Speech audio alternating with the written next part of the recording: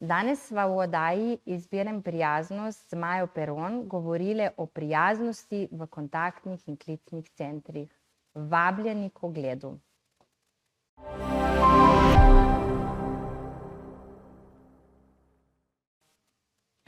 Dobrodošli v oddaji Izberem prijaznost z Majo Peron, v kateri skozi pogovore z zanimivimi posamezniki odkrivamo, kako prijaznost vpliva na ljudi, odnose in svet. Danes je z mano Petra Knez Bahor. Je ena ključnih strokovnjakinj za telefonsko komunikacijo v Sloveniji. Prepoznana je po svoji sposobnosti, da začuti človeka na drugi strani linije in potem, da komunikacijo uči skozi toplino, ton glasu in spoštljiv odnos. Svojo pot je začela v telefonskem studiu, kjer je razvila izostren občutek za to, kaj v pogovoru res vzpostavi zaupanje. Danes kot trenerka in svetovalka podjetjem pomaga graditi komunikacijo, ki je profesionalna, prijazna in predvsem pristna. Je tudi avtorica knjige, ki spremlja njen strokovni razvoj, vendar srce njenega dela še vedno ostaja tam, kjer je njen resnični talent, in to je v človeškem pogovoru. Petra, dobrodošla. Res sem vesela, da si se odzvala povabilu in verjamem, da bova danes kar podelili kakšno modrost z našimi gledalci. Ja, verjamem. Najprej se zahvaljujem za povabilo. Prijaznost je nekaj, kar spremlja vse, celo življenje. In tako da se mi zdi, da je tema vedno aktualna v vseh življenjskih okoliščinah, v katerih se znajdemo. Super. Ja, tudi jaz mislim, da je prijaznost nekaj, kar res lahko spremeni svet, in zato se res trudim imeti za goste različni ljudi, da pokažemo, da res dejansko prijaznost je na vseh področjih, v vsaki pori našega življenja nekako prisotna. Bi te povprašala, veš, kdo si ti tako, če bi se morala samo opisati? Se vem, da je to najtežje, ne? Ja, res je, ja. Če ostaneva v tem profesionalnem, prijaznem svetu, potem je to v bistvu Petra nek most med, bom rekla, tehnologijo in človekom, med neprijaznim okoljem. Bom res neprijazno okolje še enkrat poudarila, ker klicni in kontaktni centri, v katerih se jaz gibam že 20 let, so neprijazno okolje, no. Ker je veliko stresa, veliko kritičnih situacij, to so zelo glasna okolja, v katerih lahko ti izgubiš svoj glas ali pa ga recimo izostriš. Tako da, ja, nek most. Drugače sem še mama, žena, partnerka, vse te vloge. Živim in igram in jih večkrat zamenjam skozi dan, skozi teden in mesec. Ampak se mi zdi, da v vseh ta prijaznost nekako prevladuje, no. Sem jo izbrala za misijo, sem jo izbrala za v bistvu neko tako vodilo, rečemo temu rdečo nit življenja. To je super, zato ker jaz tudi mislim, da prijaznost ima vsak na nek način v sebi, ampak lahko jo pa izberemo. In to, o čemer jaz govorim ali pa kar želim dati med ljudi, je zavestna prijaznost. Ja. Ne? Ker biti to, kar so prej pred snemanjem se pogovarjali, biti prijazen takrat, ko je vse lepo, ni noben problem, ne? Ampak vseeno bi jaz rada slišala od tebe, kaj si tudi ti, ne? Ker ti dejansko predavaš, učiš, ne, o tem mi majčkeno več povej, ker vem, da to ni tvoje samo delo, služba, posel, ampak je to res poslanstvo. In zanimivo mi je, ne, da si nekdo to vzame za poslanstvo. Ja, dober izziv. Bom začela tako. Zadnje 10 dni, ko se gibam med kolegi in planiramo pač strategije, dogodki za 2026, je že dvakrat pricurljala tako misel, a ti si res edina na tem področju?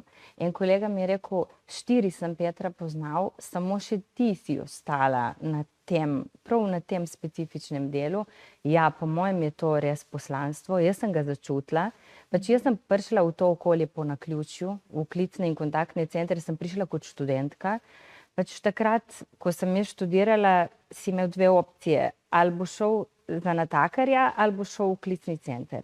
Ne? Takrat je bil razmah tega klicanja, klicev in tako naprej. Drugačna je bila zakonodaja, drugačni časi, drugačna tehnologija in tudi mi smo bili drugačni. Ne? In jaz sem si vzela to kot večina, bom rekla temu študentsko delo, dokler ne končam.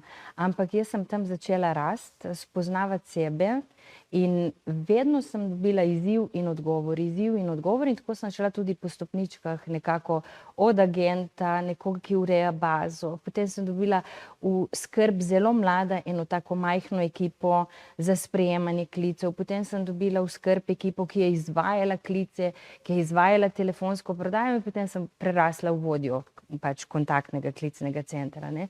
In ja, je poslanstvo sigurno. In ja, jaz še danes dobivam v tem okolju odgovore na vprašanja. Šla sem ven iz korporativnega sveta, kjer sem delovala kot vodja, kot direktorica teh enot. Šla sem ven z enim namenom, ker ko ti deluješ v eni ekipi, ti pomagaš eni ekipi. Ampak jaz sem dostikrat začutila ta potencial in to karizmo, da pomagam večjim ekipam. In danes delujem kot samostojna trenerka in podpiram kar nekaj klicnih in kontaktnih centrov doma in v tujini. In jih podpiram s tem znanjem in vedenjem, ki sem ga zbrala tudi v knjigo. Za knjigo sem se odločila relativno hitro, da jo bom napisala. Potem je knjiga in vsebina je zorela, ampak sem rekla, to okolje rabi podporo, to okolje rabi pomoč in to okolje rabi neko profesionalno, en profesionalen odgovor, neko strukturo. Še danes pogrešam to strukturo, ko pridem v okolja. Nimamo prav prave. Ko hodim po svetu, ko se udeležujem konferenc, ko predavam, ko spremljam kontaktne centre v tujini, letos recimo obisk v Romuniji, me je presenetil, me je sezul. Poznala sem jo iz obdobja, ne vem, 15 let nazaj, kjer smo takrat širili ekipe in kontaktne centre in pač postavljali v eni mednarodni korporaciji in je bilo vse drugače kot letos. In rast je v tujini malo hitrejša kot pri nas. Jaz se dostikrat pohecam, ker sem s Krasa, da mi rastemo v tej industriji tako počasi kot kapniki v jamah, po nekaj centimeter na leto. Na to bi ti rekla samo to, da sem bila tudi jaz letos v Romuniji in me je tudi presenetila. Tako da, ja, včasih bi se mogli majčkeno vprašati, kaj mi delamo tukaj v Sloveniji, v bistvu, oziroma kako bi lahko, s čim bi se morali ukvarjati, da bi majčkeno hitreje pa malo drugače napredovali. Ampak, veš, kaj mi je bilo zanimivo, no, to, kar si rekla, da si v telefonskem studiu ti osebnostno rasla v smislu tem, da si ti dobivala odgovore. To mi je tako zanimivo, zato ker jaz pač vedno pravim, da je vsako stvar, ki jo počneš, možno delati na svoj način. To je ena stvar in druga stvar, da čisto vsaka stvar, ki se ti v življenju zgodi, ne lahko obrneš sebi v prid. Tako da, povej mi. Ja, absolutno. Bom začela tako. Tisti, ki živite okolje klicnih in kontaktnih centrov, veste, da recimo pridete v studio in dostikrat je ogledalo nameščeno na delovno postajo. Ne? Izhaja iz filozofije, da če se pogledamo v ogledalo, da bomo raztegnili svoj nasmeh, bomo sprostili mišice in bo izgovorjava bolj mehka in tako naprej. Ok, tudi mi smo imeli ogledala v klicnih in kontaktnih centrih, ampak smo jih tudi odmontirali. Ker populacija, ki tam dela, je večinoma ženska in potem so ta ogledala dobila nek drugi pomen. Ampak to je hec. Ja, meni se zdi, da je meni klicni center takrat nastavil ogledalo življenja. Zakaj? Skozi komunikacijo, skozi prodajo, skozi interakcije ti gradiš odnos, ampak ne samo s človekom, ki je na drugi strani linije, ali ne boži preko žice ali pa preko Wi-Fi-ja, ga gradiš tudi s sabo. Ti jezo preneseš na drugega človeka, ti stres, ki si ga doživel v prometu, preneseš na drugega človeka. In to se čuti, jaz sem v knjigi napisala in srčno verjamem, da gre nasmeh čez vse ovire in da sprosti ozračje. In ko smo mi v sproščenem ozračju, mi bistveno boljše komuniciramo in smo sposobni tudi poslušati, ne? Klicni centri in kontaktni centri se dostikrat merijo po KPI-jih, Key Performance Indikatorjih, in veliko časa smo porabili, da smo te delovne KPI-je, kot je hitrost odziva, število pogovorov, število zaključenih, število prodaj, to je vse pomembno. Razumem, produktivnost je nekaj, kar nas dviga, nas pelje naprej in tako naprej, ampak da smo vpeljali po eni obvoznici tudi KPI-je, ki pomenijo dobro počutje, ki pomenijo kvaliteto, ker mi smo, ko sem jaz začela, sem dobila A4 list napisan govor. Petra, samo to ponovi in boš uspela. Če se ti v besedah ne najdeš, če tebe ni v izrazoslovju, če ti govoriš en drugi jezik, potem ne boš uspešen. In zato prodajni nagovori ne delujejo. Če ga jaz komurkoli napišem, ga bom napisala v svojih čevljih in bo deloval zame. Ne bo deloval za nekoga drugega. In zato, recimo, to sem jaz spoznala, da jaz s svojimi besedami lahko sežem do srca nekega uporabnika, nekoga, ki si želi pomoč, ali pa nekoga, ki ga jaz kličem in mu malo nabildam to potrebo po izdelku, ki jo imam. Na prijazen način, ampak sem tudi jaz v tem vključena, sem samozavestna in se v bistvu ne opravičujem, ker se izražam v enem jeziku, ki mi je tuj, ki ga ne znam razložiti. Ko dobim pod vprašanje, zmrznem. Tega ne želiš, ne? In to ni komunikacija.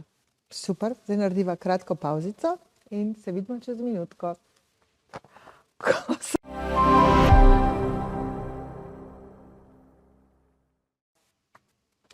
Midve smo ostali pri tem, da se nasmeh v resnici lahko sliši na drugo stran telefonske slušalke in nekako pri tem, da je vse energija in da je energija res vse. In iz tega, kar smo govorili, se mi zdi, da nekdo, ki dela v telefonskem centru, ima pravzaprav odgovornost do tistega, ki ga kliče, se pravi do tistega na drugi strani. In me zanima tako, prej smo govorili o tem, kdaj si dojela ali pa začutila, da klic ni samo klic, da človek na drugi strani ni samo, ne vem, ena oseba, ki ti bo mogoče naredila neko prodajo in boš imela ti kljukca, jej, dobra sem. Ja, res je. Teh trenutkov nisem doživela, tako da bi rekla sam enega, ampak je niz dogodkov. Tudi vedno, kljub temu, da sem recimo zrasla v funkcijah, sem vedno ostala v stiku s klicem. Jaz se spomnim, ko je ekipa, ki sem jo vodila, gledala, kam se grem usesti, ker niso verjeli, da bo vodja sedel in klical, ali pa da bo vodja sedel in sprejemal klice. In še to, da jim bo pomoč, ko je v bistvu dan z največ klici. In jaz sem s tem hotela ostati v stiku, ker lahko vodim nekaj, kjer tudi sama razumem srž. In srž klicanja, srž kontaktov je potreba po odnosu.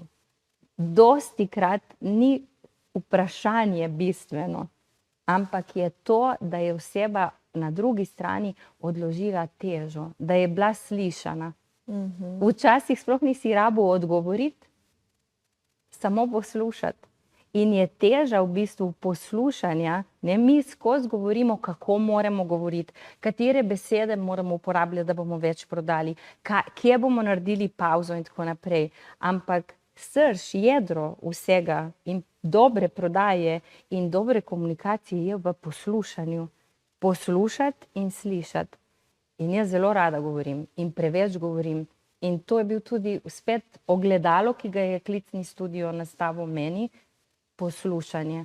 Od poslušanja strank do poslušanja ekip, do poslušanja posameznikov. Tako da dostikrat sem res dobila ta aha moment, da to ni klic, da je odnos s stranko, ki je potem klice ponovila in tako naprej. Recimo, klicni centri so dostikrat izhod v sili za praznike, ki prihajajo, ko so stranke osamljene in nimajo težave, da nekoga pokličejo, da so slišane. Dostikrat pride to. In druga situacija, ki se mi je dostikrat zgodila, je pa moč, ki jo imaš na osebi, oseba v klicnem centru. Klicni centri so pogostokrat še danes kaznilnice. Jaz sem v knjigi uporabila izraz zapor, ker je dostikrat negativna kadrovska selekcija. Se pravi, nekje se je nekaj v podjetju zalomilo in kader se kanalizira v klicni center. In ti kot vodja imaš potem kaznilni bataljon, s katerim moraš delati rezultate, ker je pač klicni center merljiv na vsaki točki. Po drugi strani pa deliti še dobro uporabniško izkušnjo, katero merimo navadno. Ali pa pridobivamo pohvale in pritožbe. Ne? In tukaj se mi je tudi zgodil aha moment, ko sem rekla, Petra, tudi to je odnos. Te ljudje rabijo biti videni in slišani. In rabijo drugo priložnost, ker vsi v življenju naredimo napako več na dan. In dobimo priložnost in si jo damo. In tako sem tudi jaz se v bistvu sebe učila, da si dam priložnost za napako in spet za ponovno rast. Ne? Na to, kar si začela govoriti, je bila to stvar, ki sem jo zelo močno slišala, da si se usedla med ljudi, da si bila z njimi in s tem si opisala tudi, po mojem mnenju, pravega vodjo. Ja, jaz sem v čevlje vodje vstopila zelo mlada. In dostikrat spet iz vodje postanemo dobri posamezniki, pridni posamezniki. V Sloveniji smo to pridni posamezniki, ne? Ki recimo upoštevaš pravila, imaš dobre rezultate in tako naprej. Ma o vodenju nimaš pojma. In dvignem roko in priznam, da sem bila tak vodja na začetku. Mlada, ekipa pa zrela in sem vodila takrat starejše gospe. In dinamika med vodjo in med ekipo ni bila v ravnovesju, dokler nisem jaz rasla. Ampak jaz sem mogla ful hiter rast, ne tako, kot raste kaktus. Jaz sem res bila kot trava, detelja, ne? Da smo mi vzpostavili ravnovesje. Ker to je v odnosu najbolj pomembno, ravnovesje. In v prodaji je tudi pomembno ravnovesje. Ne? In če mi štartamo, bilo kateri odnos iz strahu, ni ravnovesja, je podrto, karkoli bom naredila, je podrto. Drugi moment, ko sem ga dobila, ko sem bila že zrel vodja, sem bila določen moment eni skupini ljudi vodja, samo ko so potrebovali odobritev za dopust. In to je bila ta kaznilnica, ker je bilo tukaj en kup ene jeze nakopičene, en kup slabe volje, razočarane nad samim sabo. In to ti topiš na dolgi rok počasi. Počasi se približuješ, ne vse naenkrat, in z nekimi hudimi reformami, ker je to velik odpor. In v teh okoljih prevelikokrat res dosegamo ta odpor in kadrujemo še vedno na tak način, ki ga ne podpiram. Jaz sem dobila priložnost, sem hvaležna, ampak sem dobila tudi nešteto lekcij, ki sem se jih naučila in se zavedam, da tega tudi danes ni konec, da me še čaka. In sem hvaležna, da prihajajo, ker tako rastemo. Ne? Dostikrat se zgodi pa, da tisti priden vodja ostane priden vodja in je sam sebi namen. Ne zna povezati ljudi, ne zna vzpostaviti ravnovesja. No, jaz moram reči, da sem v nekem obdobju, smo mi tudi imeli svoj telefonski studio in meni je bilo pa tako dober, ali pa bom rekla, mogoče še večji uspeh, kot to, da so stranke potem hodile k nam, na posvete in smo seveda iz tega naredili posel in res smo imeli dobre rezultate. Mi je bilo gledati ljudi, ki so delali v našem telefonskem studiu, to so bili v glavnem, tako kot si ti rekla, ali študentje, ali upokojenke, ali ljudje, ki so drugače res zelo težko dobili službo, skratka, ok, no dobro, zdaj sem tukaj. Ja. In ker sem jim pravzaprav uspela preokviriti situacije tako in na primerih nekako pokazati, ker so oni začeli razumeti, wow, ne, mi res delamo nekaj drugega, kakor samo kličemo stranko. Ja. In ko je potem prišla kdaj kakšna stranka in je rekla, jaz bi pa želela spoznati to gospo, ki. To se mi zdi, da to so ene take stvari, ki če bi ljudje znali na tak način pogledati na stvari, ki jih delajo, pa ne zdaj samo na ta telefonski studio, ampak veš, zdaj si omenila, sem bila sama sebi namen. Ja. Jaz vedno vsem ljudem govorim, lepo vas prosim, nihče na tem svetu ni samemu sebi namen. In ko se ljudje začnemo zavedati tega, da vsak od nas nekomu nekaj da, da smo vsi med sabo nekaj povezani, čisto drugačne ratejo stvari. In tudi izgorelosti in vseh teh stvari Ja. je znatno manj, ko imaš ti nek namen. Ja. Ne? In smo spet pri prijaznosti, ne? Ja. Tukaj brez prijaznosti ne gre. Ja. Do sebe, do zaposlenih in tako naprej. Veš, kaj mi povej, ko ti recimo stopiš v nek klicni center, kaj je tisto ali pa koliko časa porabiš, da veš, a stvari štimajo ali ne? Sem vesela tega vprašanja. Sem vesela, zaradi tega, ker to tudi v bistvu vprašanje nakazuje in moj odgovor bo šel v to smer, da se mi odpiramo. Da končno lahko pridemo do klicnih centrov, da lahko se sprehodimo med ljudmi in v prostoru. To je zame zelo pomembno. Ker ko jaz poslušam vodje, direktorje, lastnike, mi vsi govorimo, ko govorimo svojo zgodbo, skozi svoja očala, ali so zdaj danes roza, ali so una zaroletana, pač vsak vidi svoje, ne? Ampak, ko ti prideš v prostor, si ustvariš ti svoj občutek in meni je to pomembno. Jaz po 20 letih vem, da klicni center, kontaktni center delamo ljudje. In ta vibe, ko ga ti slišiš, ko prideš not, ko govorijo, ko se ne bojijo eye contact, ko te pozdravijo, ko ti kdo pomaha, ko vidiš, kako gre ta dinamika, ali pa so nekje vsi na kupu, ko odgovarjajo na neko vprašanje, to je pomembno. In jaz ga ful rada začutim. Tako da ja, odgovor je v energiji, v prostoru, v ljudeh. Ni tako pomembno, kako izgleda sam center, da je vse pospravljeno, polikano in tako naprej, ampak da je živo, pozitivno živo in glasno.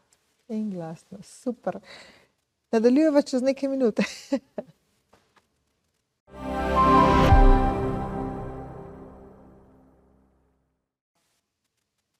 Evo, pa sva nazaj. Veš, kaj mi povej, ko si v podjetju in ko uspeš pripeljati studio telefonski, oziroma ljudi v telefonskem studiu do tam, da nekako razumejo, da telefonski klic ni samo telefonski klic. Kaj se takrat spremeni za samo podjetje, kako se to pozna na rezultatih in kako se to pozna na ljudeh oziroma kaj ljudje od tega dobijo? Spremeni se kultura posameznika in hkrati sinergija gre na kulturo oddelka. Zaradi tega, ker ne vidimo vira, iz kje smo nekaj dobili, ali je to klic, ali je mail, ali je chat, ali je karkoli, kar danes obvladujejo klicni in kontaktni centri, ampak vidimo odnos, vidimo človeka od zadaj. Človeka, ki ima neko potrebo in nam je vsaka potreba pač pomembna. Ne? Iz vsake potrebe se nekaj naučimo. In tukaj je masa kontaktov. To so milijonski odzivi na letni ravni recimo v neki korporaciji. Ne? In tukaj je masa podatkov. In če želimo naše stranke presenetiti, v dobrem jih pocrkljati, imeti razvit odnos, potem se zavedamo tudi vrednosti teh podatkov. In ljudje dobijo čisto drugo dimenzijo, ker upravljajo odnos. Tako kot sva rekli pred pauzo, kako vam je bilo všeč, ko je nekdo prišel od strank in vprašal in rekel, joj, mene pa, ne vem, Petra rešila s tem klicem, ki ga je izvedla, jaz bi želel tej Petri se ji zahvaliti osebno. To so dogodki, ki so redki, ampak so zelo svetli in prinesejo zelo veliko dobre volje. Recimo, da sem pohitrila oziroma ko pohitrimo potrebo po teh pozitivnih sidrih v taki dinamiki in v takem stresnem okolju, sem uvedla vedno briefinge, dopoldanske in popoldanske. Kratki sestanki, na nogah smo 5-10 minut in tam smo podelili glih te informacije. ki pridejo. Dostikrat sicer romajo v nek predal pritožbe in pohvale in potem se mi osredotočimo seveda na pritožbe, ki jih moramo rešiti, in pohvale dostikrat niti ne prenesemo, preberemo in tako naprej. Ampak če jih mi v okolje, kjer je ta intenziteta, frekvenca stresa in dinamika dela visoka, potem in jih prenesemo hitreje in učinkovito, naredimo ful dobro, spet dinamiko, ker so ljudje vidijo, koliko prispevajo, kakšna je njihova vrednost, ne? Ker klicni centri, recimo, ni samo klicni center, kjer je prodaja. Klicni center je tudi tisti, ki sprejme, ne vem, ko se zgodi prometna nesreča, klic. Klicni center je tudi, ne vem, ko kličemo na urgenco, ko rabimo nekoga. Klicni center je tudi, ko ena babica kliče v zdravstveni dom, pa se ji nobeden ne javi. Vse to lahko definiramo kot klicni center in danes imamo opcijo tudi z umetno inteligenco, da uredimo stvari, da se odnos neguje, vzpostavi in neguje. Ker jaz, če hodim nekam redno, potem pričakujem nek odnos, ker se je vzpostavil. Ne, da ga vedno, ko moram nekoga poklicati, dobim stres in neko tako kritično situacijo in me tukaj stisne in ne vem koliko časa in kaj bom dobila. Odnos je tisti, ki je ključen, ne? In ga dostikrat gradimo in na odnosu se vsi kaj bojimo, biti zavrnjeni. Zato pa tako nimamo tako radi te telefonske prodaje. Zadnjič mi je celo kolegica rekla, Petra, saj noben več ne uporablja izraza telefonska prodaja. Sem rekla, že, izraza ne uporabljamo, ampak posel pa še zmer delamo preko telefona. Vsak prodajalec danes more znati dvigniti telefon in vprašati. Vsak samostojni podjetnik more dvigniti telefon in vprašati. Šibki posamezniki v poslovnem svetu se skrijejo za mail, ker jih je strah slišati, ne, danes pa tega ne potrebujemo. Ampak to je samo ena zavrnitev. Odnos še vedno lahko raste. Odnos se še vedno lahko razvija. Ker kaj je moj namen s tem klicem? Da se usidram. In ko se jaz usidram, ko bo nekdo nekaj potreboval, bo povlekel tisti predalček in se bo spomnil. In z odnosom sem jaz drugačna kot konkurenca. Ne s popustom, z barvo, z vsem. Pač to so minimalne stvari. Odnos je tisti, ki šteje. In danes premalo vlagamo v odnose. Ne? Danes imamo instant odnose že v privat življenju. Ne? Mail pišemo tako, kot četamo po telefonu. Govorimo tudi tako nepovezano, da ja, poslušati pa ne znamo. Sploh več ne znamo. Delamo 100 stvari. Ne? In kaj je v bistvu ta velika nevarnost, ko smo rekli klic? Pa recimo, prej smo tudi omenjali produktivnost, ne? Mi imamo človeka, ki je na klicu in hkrati na 3 ekranih spremlja danes, kaj se dogaja. Tam rešuje en chat, tam rešuje mail, tam pa gleda svoje podatke, kako je učinkovit. Ja, kako bo on z glavo na tem klicu in bo servisiral kvalitetno stranko? Ne bo, ker mi pač se energija porazgubi, ne moramo biti multipraktiki v eni stvari in v klicu si tukaj in zdaj prisoten. Ne? In ušesa dvoje z razlogom. Ja, se mi zdi, da se da ogromno narediti, če ti resnično stranko slišiš, kaj ti govori, ne da samo razmišljaš, kaj boš odgovoril nazaj, ampak jo v resnici poslušaš in slišiš. In včasih tudi, ko se kakšna stranka razjezi, ne, tvoja naloga je, ali pa najlažje, ali pa največ, kar lahko za njo narediš, je, da je samo držiš prostor in ne vzameš tega osebno, ampak dejansko sprejmeš, ne, da tako, kot si ti enkrat v takem razpoloženju in enkrat v takem, da je tudi stranka na drugi strani človek, ne, tako da lahko to vzameš tudi kot velik izziv ali pa priložnost za eno treniranje samega sebe, ne? Pa za obvladovanje. Ker res mislim, to itak vedno govorim, poznavanje in obvladovanje samega sebe. To je itak ključ do vsega. To, kar pa praviš, ne, dejansko imamo mi, kamorkoli zdaj pokličeš, ker na koncu, ko se kaj zgodi, pokličeš, imaš na drugi strani enega človeka. In ni pomemben konec koncev, koliko hudo ali pa zoprno ali pa neprijetno novico ti nekdo pove, če ti jo pove na en tak prijazen človeški način, jo čisto drugače sprejmeš, kot recimo, če je nesramen, odrezav, ali pa mogoče še hujš tisk, imaš občutek, da nekdo sploh ni prisoten. Ravno to, o čemer si govorila, da mu je itak vse en. Ja. Ker se mi zdi, da zdaj prav prihajajo še bolj te časi, ko bo še pomembnejše, da nas nekdo vidi, opaz, sliš, je pač tam za nas. Ja. Frekvenca interakcije je zelo visoka v vseh življenjih. Pač ali si ti na eni strani telefona ali na drugi strani telefona, ali na eni strani klicnega studia ali na drugi strani. Ne? In zato je pomembno, čustveno ne moramo izolirati, ne? Pač prinesemo vse s sabo in komunikacijo. Zato je izredno pomembno natrenirati posameznike, natrenirati ekipe, da je okej, tudi če se počutijo oni slabo, da ni narobe, ker potem, če jim skozi govorimo, da je narobe, da je narobe, da je narobe, se izvaja pritisk na stranke na drugi strani. Ne? In mogoče ga samo umakneš iz nekega stresa in mu nudiš varen prostor tudi posamezniku in zaposlenemu in nekoga drugega nadomestiš. In je win-win kombinacija. Ne? In spet je to ravnovesje in dinamika, ki ga mora nekdo spremljati, ne? V studiu. To moramo spremljati. In tega se mi ne lotevamo še, bom rekla, profesionalno, ne bo ta izraz. Ker rastemo še vedno vodje tako, kot smo rasli. Dej si bil priden, dej se ti obvladaš, ali pa iščemo čine za zasluge. Se pravi, ker si ti že 20 let poznaš vse procese, ki jih ponavadi drugi ne, pa tudi pomanjkljivo imamo zapisane in rečemo, le ti boš odličen vodja. Ampak ne vprašamo tistega človeka, si ti sploh želiš biti vodja? Ne?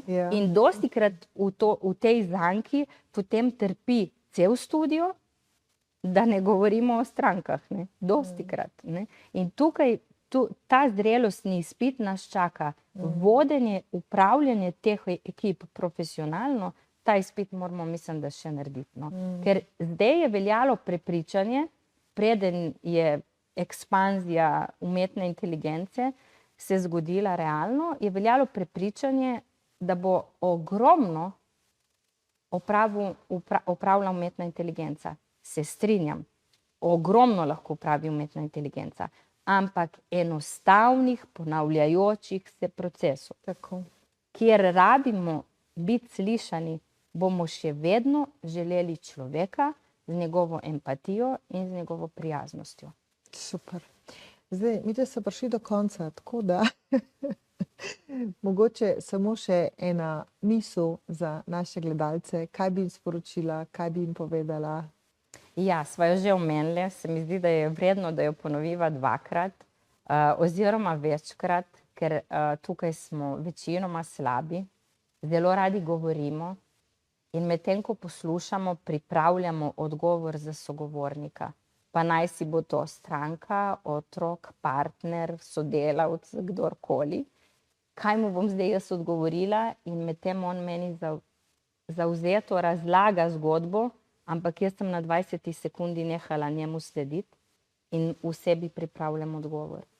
Torej, poudarek je na poslušanju in slišanju. Petra, najlepša hvala, ker si bila z mano. Dragi gledalci, vam pa želim, da ostanete prijazni in pozorno poslušajte in če drugega ne, včasih je dovolj, če nekomu samo držite prostor.